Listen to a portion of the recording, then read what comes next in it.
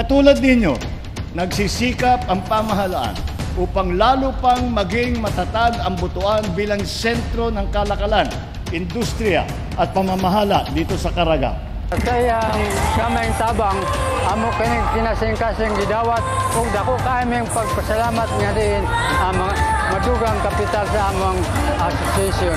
Mr. President, salamat sa pagtulong mo sa Butuan. Marami pang matulungan mo, Mr. President. At saka maraming salamat po, Mr. President, nga anhi ka rin sa Butuan City. Dagay mo tulungan mga farmers. Bilang isang farmer, sobrang napakalaking tulong po itong 10K na binigay sa amin ng Pangulong Marcos.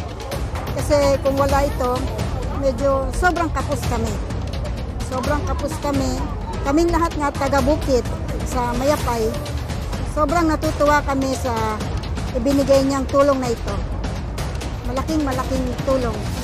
Magkaisa at magtulungan po tayo lahat sabay-sabay tungo sa isang mas maliwanag at manigong bukas kung saan ang mga Pilipino ay may kakayahang tuparin ang kanilang mga pangarap para sa kanilang sarili, sa kanilang pamilya, kasama na para sa ating bayan.